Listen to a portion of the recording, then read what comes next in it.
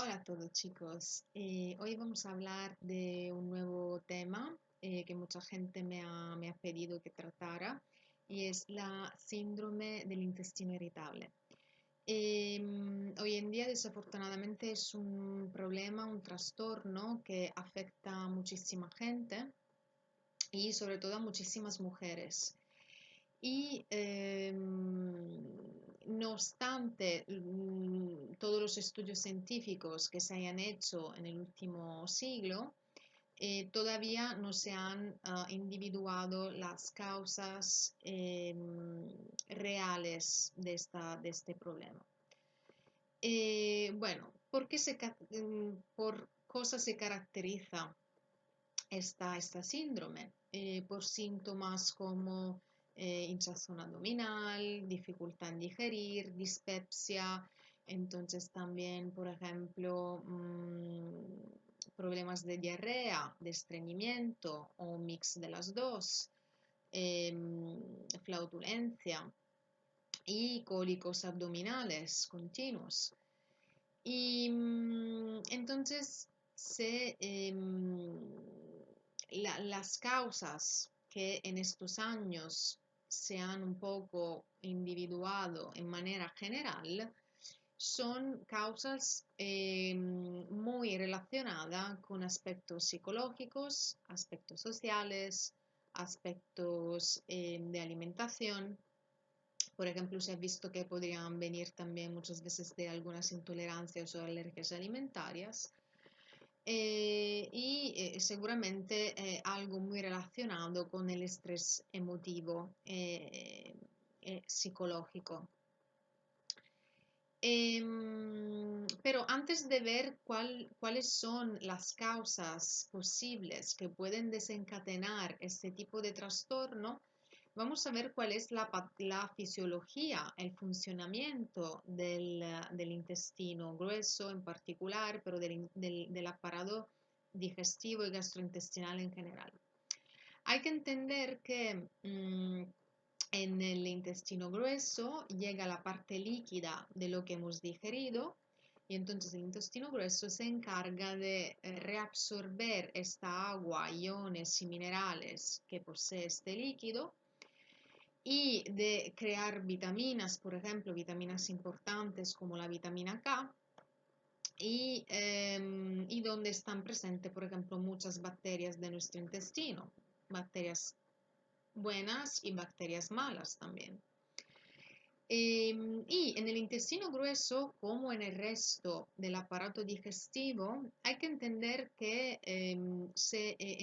tenemos un sistema nervioso que es autónomo, llamado sistema nervioso entérico. Y además el sistema inmune.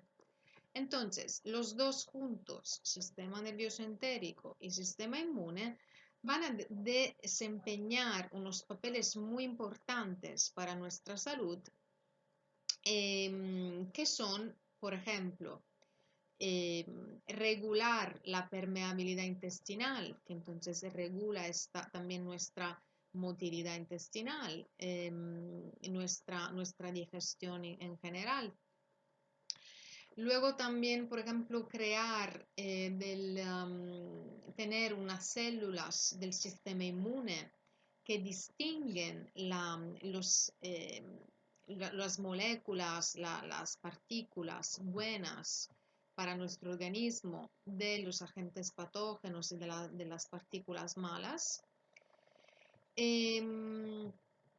Y luego, básicamente también una acción del sistema nervioso entérico que produce sustancias que envían mensajes entre las células nerviosas y las células inmunitarias, regulando la relación con el primer cerebro también, la motilidad intestinal y la sensibilidad a la defensa y la sensibilidad intestinal y la defensa también inmunitaria del colon.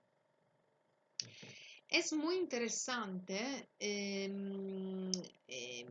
reflexionar sobre el hecho que, por ejemplo, la serotonina, que es uno de los más importantes neurotransmisores que nos ayuda en todas estas funciones también a nivel gastrointestinal, se encuentra por el 95% en el sistema nervioso entérico y solo por el 5% en el sistema nervioso central. Entonces hay que tener en cuenta que la salud también psicoemocional es muy importante para la salud intestinal y que las dos están estrechamente relacionadas entre ellas.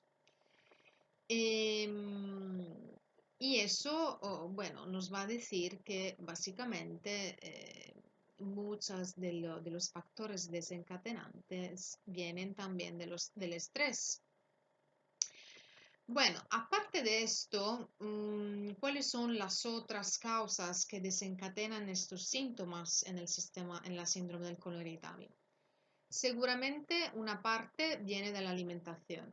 Se ha estudiado que específicamente algunos alimentos, como por ejemplo el café, el té, el chocolate, algunas frutas, algunos alimentos grasos, o por ejemplo la col o sustancias alcohólicas, aumentan los síntomas de este trastorno, de esta patología. Luego, se ha visto también que esto puede venir, por ejemplo, de algún problema infeccioso, como alguna gastroenteritis, por ejemplo, que se ha tenido previamente. O, por ejemplo, podría ser un problema de SIBO, como he hablado también en otros vídeos, hablando de sobrecrecimiento bacteriano del intestino, que es un problema que básicamente sale cuando el intestino no está bien. Entonces, un sobrecrecimiento de agentes patógenos pueden provocar todos estos síntomas. Y seguramente, como decíamos antes, desequilibrios a nivel psicológico y emocionales, intolerancias alimentarias y para muchas mujeres también desarreglos a nivel hormonal. Vamos a ver cuáles son los posibles remedios naturales que se pueden actuar. Hablando de nutrición, seguramente algo muy interesante que podría ayudar sería en un programa intestinal, por ejemplo, hacer un buen test de intolerancias alimentarias, como lo, por ejemplo, que yo a veces aconsejo en mis programas, que es un test bioenergético, que es muy, muy bueno y que podría ayudar mucho. Pero en general se ha estudiado que un tipo de dieta en particular pueda ayudar mucho a eliminar estos síntomas. Y estamos hablando de la dieta del FODMAP, que es un acrónimo inglés y que básicamente dice que se deberían eliminar por un tiempo todos los alimentos que están ricos en fructooligosacáridos, disacáridos, polisacáridos y polioles. O sea, alimentos que son ricos en azúcares porque van a fermentar mucho en nuestro intestino. Entonces, por ejemplo, entre los alimentos que se deberían evitar, encontramos alimentos como por ejemplo fruta con mucho azúcar como mango, sandía, ciruelas, peras, frutos secos como pistachos o anacardos, verduras como ajo, cebolla, espárragos o remolacha, o por ejemplo la mayoría de los productos lácteos o la mayoría de los cereales, las legumbres. Lo que en cambio se puede comer son frutas como por ejemplo el plátano o las uvas, verduras como por ejemplo calabacín, zanahoria, lechuga o frutos secos como las almendras. Entre los cereales es solamente, digamos, el arroz y alguno más, pero sin gluten. o por ejemplo la quinoa podría ser tolerado. Y entre los lácteos, eliminarlos todos, excepto si se toleran el parmesano, que lleva al menos 36 meses de proceso de creación, o la mantequilla ghee, que no lleva ni lactosa ni caseína. Pero muy importante en este caso siempre ser seguidos por un profesional de salud, un dietista, porque hay muchos alimentos que, por ejemplo, son aconsejados en esta dieta, pero que no son buenos para personas que tengan problemas como, por ejemplo, diabetes, resistencia insulínica o enfermedades cardiovasculares.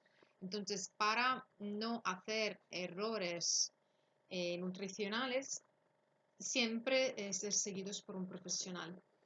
¿Y qué se puede hacer entonces a nivel naturopático, con los protocolos naturopáticos? Lo que normalmente utilizo en mis programas intestinales. Seguramente se van a actuar sobre algunos puntos fundamentales. Se va a actuar sobre la inflamación y la irritación de la mucosa intestinal. Se intenta resolver lo que puede ser una posible SIBO o SIFO, entonces un sobrecrecimiento bacteriano o fúngico. Se va a actuar sobre el tránsito intestinal, intentando regulando el tránsito intestinal, sea en caso de diarrea, sea en caso de estreñimiento. Ir a actuar también con productos naturales para reducir y eliminar los cólicos abdominales.